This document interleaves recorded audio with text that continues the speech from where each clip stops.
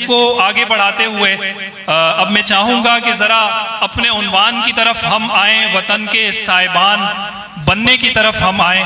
ہماری اس نشست کے کی نوٹس اسپیکرز میں سے جو شامل ہیں اس ملک کے بہت معروف عالم دین ہیں، میڈیا پر اہل حق کی توانا آواز ہیں، سوشل میڈیا پر آپ کے کام کو بہت سراہا جاتا ہے، ایک دنیا ہے جو آپ کو سنتی ہے اور آپ کو پسند کرتی ہے۔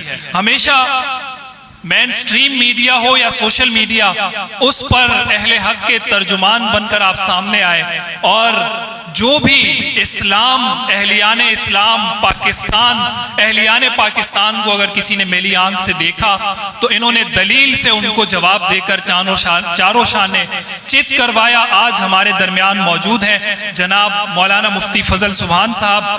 میں آپ کو دعوت خطاب دوں گا کہ آئیں اور ہماری آج کی اس تھیم اور اس عنوان پر اپنے خیالات کا اظہار کریں کہ وطن کے سائبان بنے ہم۔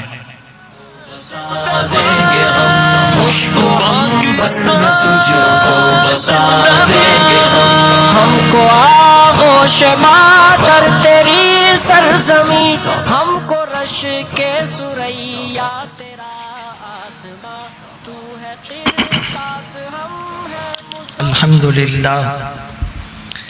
الحمدللہ وکفا والصلاة والسلام علی من لا نبی بعد، اما بعد فاعوذ باللہ من الشیطان الرجیم، بسم اللہ الرحمن الرحیم۔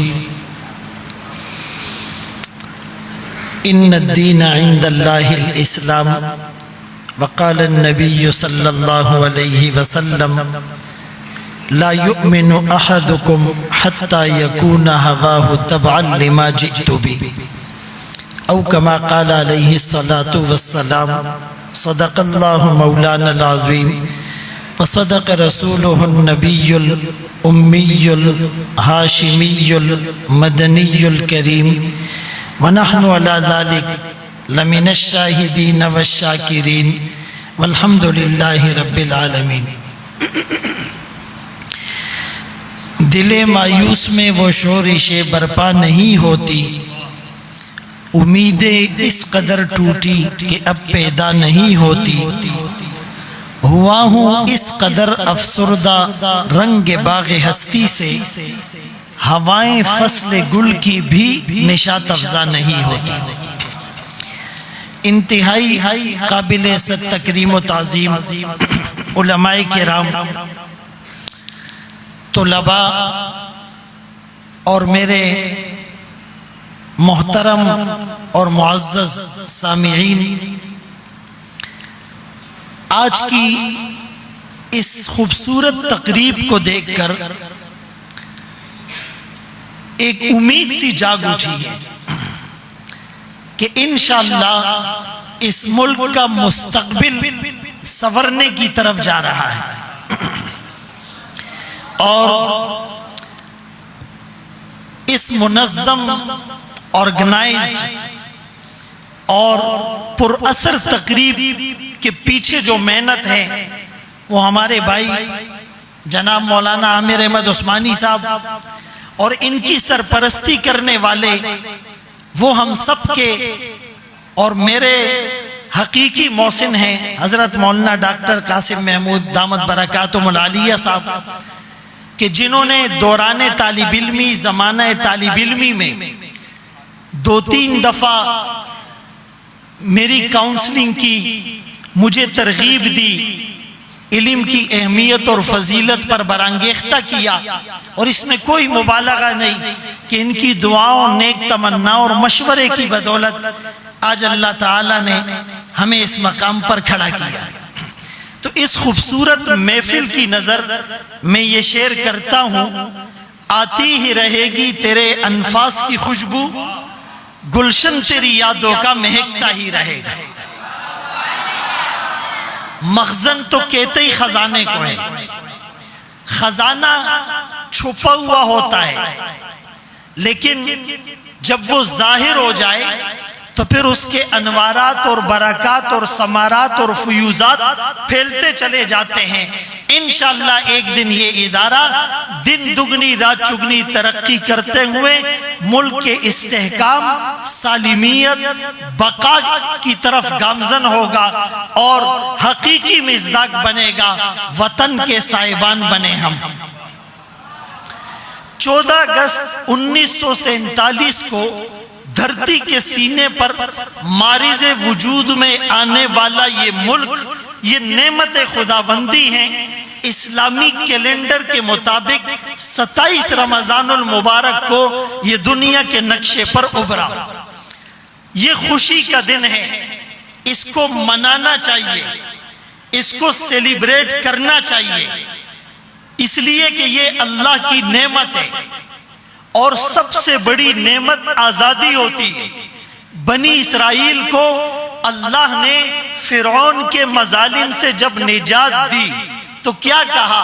وَاذْكُرُوا نِعْمَةَ اللَّهِ عَلَيْكُمْ، یاد کرو اللہ کی نعمت جو اللہ نے تم پر کی کہ تمہیں فرعون کے مظالم سے نجات دی۔ بالکل اسی طرح اس دن میں اللہ نے اہل پاکستان کو انگریز کے تسلط سے، ہندوؤں کے جبر و استبداد سے اللہ نے نجات دی، آزادی دی۔ تو یہ آزادی بہت بڑی نعمت ہے، اور اس کو یاد کرنے کا حکم قرآن میں دیا جا رہا ہے۔ اب وہ الگ بات ہے کہ اس کو کیسے منایا جائے، خوشی کا اظہار کیسے کیا جائے۔ بینگ اے مسلم ہماری کچھ لیمیٹیشنز ہیں، ہماری کچھ باؤنڈریز ہیں، ہمارے سامنے ایک جیورسڈکشن ہے، ہمارے سامنے اسلام کا ایک کرائیٹیریا ہے، ہمارے لیے اسلام کی ایک بارڈر لائن ہے، ہم اس کو کبھی بھی کراس نہیں کریں گے۔ بقول بہادر شاہ ظفر کے، ظفر آدمی اس کو نہ جانیے گا خواہ ہو کتنا ہی صاحب فہم و ذکا، جسے عیش میں یاد خدا نہ رہی، جسے تیش میں خوف خدا نہ رہا۔ تو ہم اس خوشی میں بھی اللہ کو نہیں بھولیں گے۔ ایک مسلمان اور کافر کی زندگی میں جو ایک ہیوج ڈسکریمنیشن ہے، ایک بنیادی فرق ہے کہ کافر نعمت کو دیکھتا ہے اور مسلمان منعم کو دیکھتا ہے۔ مسلمان نعمت دینے والے کو دیکھتا ہے، اللہ نے یہ نعمت دی، ہم اللہ کو بھی یاد رکھے، کس مقصد کے لیے دی اس مقصد کو بھی یاد رکھے، قربانیاں کنہوں نے دی ان کو بھی یاد رکھے، اور اس کو منانے کا ایک مقصد یہ بھی ہے کہ ذہن میں ریفریش ہو جائے وہ پیغام۔ موبائل جب بفرنگ کرتا ہے یا سفرنگ کرتا ہے تو ہم اس کو ریفریش کرتے ہیں۔ یہ ہر دفعہ ایونٹ منعقد کرنے کا مقصد اس مقصد کو ریفریش کرنا ہے، اس میسج کو ریکال کرنا ہے، بھولے ہوئے لوگوں کو ریمائنڈ کرانا ہے کہ ہمارے ملک کا مقصد، پاکستان کا مطلب کیا، پاکستان کا مقصد کیا، محمد الرسول اللہ۔ بانی پاکستان سے ایک صحافی نے سوال کیا، آپ جو ملک بنانے جا رہے ہیں اس کا مقصد کیا ہے؟ بانی پاکستان فرمانے لگے آپ کو نہیں پتا؟ وہ کہنے لگا نہیں۔ آپ نے 10 سال کے بچے کو بلا کر کہا پاکستان کا مطلب کیا؟ اس نے کہا لا الہ الا اللہ۔ بانی پاکستان کہنے لگے ہمارے بچے کو معلوم ہے ہمارے ملک کا مقصد کیا ہو۔ اب مجھے یہ بتائیں کہ کیا ہم اپنے اس مقصد کو حاصل کر چکے ہیں؟ یہ ایک چھپتا ہوا سوال ہے۔ ہم اپنے قول و قرار کا، عہد و پیما کا پاس رکھ رہے ہیں؟ اسلامی نظام کے نفاذ کی طرف جد و جہد اور مسلسل تحریک ہم چلا رہے ہیں؟ کیا یہ نفاق تھا؟ کیا یہ تقیہ تھا؟ کیا یہ ایک سیاسی نعرہ تھا؟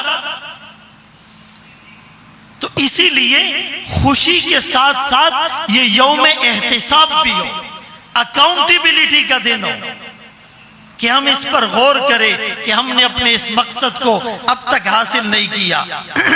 اور تقریبات میں جو پیغام دیا جاتا ہے، بلکہ پیغامات دیے جاتے ہیں صدر پاکستان کی طرف سے، پرائم منسٹر کی طرف سے، اور سی ایم کی طرف سے، اور بزنس کمیونٹی کی طرف سے، اور بیوروکریٹس کی طرف سے، تو ان پیغامات کا اور ان تقریروں کا اور ان وعدوں کا حشر وہی ہوا جو پاکستان کا مطلب کیا، لا الہ الا اللہ کا حشر ہوا ہے۔ اسی لیے ہم اس ملک کے صاحبان کیسے بنے؟ آپ کو پتا ہے کہ الربیع العربی، جس کو عرب اسپرنگ کہا جاتا ہے، یہ ایک خوشنما اور دلکش نعرہ تھا جس کے پیچھے عرب عوام پڑ گئی، اور آج ان کا حال ہمارے سامنے ہے۔ عراق اسرائیل کے لیے خطرہ بن سکتا تھا۔ الربیع العربی کے نام سے وہاں ایک تحریک اٹھی کہ جی حکمرانوں کے خلاف علم بغاوت بلند کرو، سول نافرمانی کی راہ ہموار کرو، اور اس دلربا خوشنما دلکش نعرے کے پیچھے وہاں کی عوام لگ گئی۔ جب آپس میں عوام اور حکمران ایک دوسرے کے مخالف ہوئے، ملک کمزور ہوا، تو اس کے اوپر حملہ کر دیا گیا۔ آج عراق ہمارے سامنے۔ پھر مصر کے اندر اخوان کے نام سے ایک مسلم طاقت ابھر کر آنے لگی، وہاں پر بھی الربیع العربی، عرب اسپرنگ کا نعرہ لگا، عوام کو حکمرانوں کے خلاف اور وہاں کی فوج کے خلاف کھڑا کیا، ایک انتشار اور انارکی پیدا کی گئی۔ آج مصر کا حال ہمارے سامنے۔ پھر اس کے بعد لیبیا خطرہ بن سکتا تھا، شام کے اندر اس طرح کی الارمنگ سچویشن بن رہی تھی، ان کے اندر اس نعرے کی بنیاد پر اختلافات اور ناچاکیاں پیدا کی گئی، رخنہ ڈالا گیا، اور آج حال ہمارے سامنے ہے۔ اب بچ گئے ایک ترکی، ایک پاکستان۔ پاکستان کے دو قصور ہیں۔ ایک قصور پاکستان کا یہ کہ یہ دھرتی کے سینے پر مدینہ منورہ کے بعد پہلا ملک ہے جو اسلام کے نام پر ماریز وجود میں آیا، اور دوسرا قصور اس کا یہ ایٹمی ملک بن چکا ہے، یہ کھٹک رہا ہے، یہ ان کے لیے خطرہ ہے۔ اسی لیے اس ملک کے اندر بھی جو 5th جنریشن وار ہوتی ہے، جس کو ہائبرڈ وار کہتے ہیں، 5th جنریشن وار میں دشمن کے سامنے آئے بغیر لوگوں کا برین واش کیا جائے، مائنڈ گرومنگ کی جائے، نیگیٹو پرسپشن ڈیولپ کیا جائے، پھر اینٹی ملٹری ایک کمپین چلائی جائے، اس لیے کہ جغرافیائی سرحدوں کا محافظ افواج ہے، ان کے خلاف ایک کمپین چلائی جاتی ہے۔ نظریاتی سرحدوں کے محافظ علماء ہیں، اینٹی علماء ایک کمپین چلائی جاتی ہے۔ فری سوسائٹی کی راہ ہموار کی جاتی ہے، تاریخ کو مسخ کر کے پیش کیا جاتا ہے، اور ہائبرڈ وار میں ملک کی اکانومی کو اور معیشت کو ڈسٹرب کیا جاتا ہے، سی پیک کو بدنام کیا جاتا ہے، اساسوں کو آگ لگائی جاتی ہے۔ ہائبرڈ وار کے تحت یہ سارا کام ہوتا ہے، اور اس پر بلین اور اس سے بھی زیادہ رقم خرچ کی جاتی ہیں۔ کئی سو ویب سائٹس بنی ہوئی ہے، social media net working who رہی ہے کہ کسی طرح اس ملک کو کمزور کر دیا جائے اور دنیا کے نقشے سے اس کا نام و نشان مٹ جائے۔ اس کا مقابلہ ہم نے انہی کی زبان میں کرنا ہے۔ 5th جنریشن وار میں ہم نے میڈیا کو فوکس کرنا ہے۔ آپ کو پتا ہے Time Warner, Paramount, News Corporation, Sony, یہ اس طرح کے جتنے بڑے ادارے ہیں، یہ سارے ادارے، والٹ ڈزنی 1923 میں بنا، 2020 کی رپورٹ کے مطابق 2,65,000 اس کے ورکر ہیں۔ آپ کے پورے الیکٹرونک میڈیا کو، آپ کے سوشل میڈیا کو، آپ کے براڈ کاسٹنگ میڈیا کو، آپ کے مین اسٹریم میڈیا کو یہ ادارے دیکھ رہے ہیں، اور وہ گریجولی ڈراموں کے ذریعے سے، فلموں کے ذریعے سے، گانوں کے ذریعے سے، میوزیکل کنسرٹ کے ذریعے سے ہماری نوجوان نسل کو، ہماری یوتھ کو ملحد بنا رہے ہیں، ایتھیسٹ بنا رہے ہیں۔ نصاب تعلیم ان کا ہے۔ ہم جسمانی غلامی سے تو آزاد ہوئے، ذہنی غلامی سے آزاد نہیں ہو سکے۔ اگر ہم ذہنی غلامی سے آزاد ہوتے تو کم از کم ہمارے اسکولوں سے لے کر سپریم کورٹ تک یا تو ہماری مذہبی زبان عربی رائج ہوتی، یا ہماری مادری اور قومی زبان اردو رائج ہوتی۔ ہم انگلش کے مخالف نہیں ہیں، یہ ایک کمیونیکیشن کے لیے بہترین زبان ہے. اور انور شاہ کشمیری رحمت اللہ علیہ نے اس زمانے میں کہا، منظور نعمانی رحمت اللہ علیہ نے اپنی یادداشت میں لکھا کہ جب ہمارے دورے کا سال تھا، انور شاہ کشمیری رحمت اللہ علیہ نے فرمایا تھا کہ آگے جو سیناریو آ رہا ہے اس میں انگریزی زبان کے بغیر مکمل نشر و اشاعت اور اسلام کے خلاف جو ہرزہ سرائیہ ہوگی، جو پروپیگنڈے ہوں گے، اس کے خلاف تم بند نہیں باندھ سکتے. وہ ایک الگ میٹر ہے، لیکن ہم مرعوب نہ ہو، ہم ان کی اس غلامی کی زنجیر کو توڑ دیں. جو ہو ذوق یقی پیدا تو کٹ جاتی ہے زنجیریں، نگاہ مرد مومن سے بدل جاتی ہے تقدیریں. عزیزان گرامی، آپ ایمرجنگ ٹیکنالوجی اور روبوٹک اور اے آئی اور یہ جو میٹاورس اور ماڈرن ایرا کے جو اپ کمنگ چیلنجز ہیں، اس سے آگاہ ہونے کے لیے آپ کو ان علوم کی طرف بھی جانا پڑے گا. امام غزالی رحمت اللہ علیہ نے لکھا ہے کہ دشمن کے پاس جو علم ہو جس سے وہ تم پر غلبہ پا سکتا ہے، وہ ٹیکنالوجی ہو یا وہ ایمرجنگ ٹیکنالوجی ہو، کچھ بھی ہو، آپ کو بھی اسی کے مقابلے کا علم حاصل کرنا واجب ہے.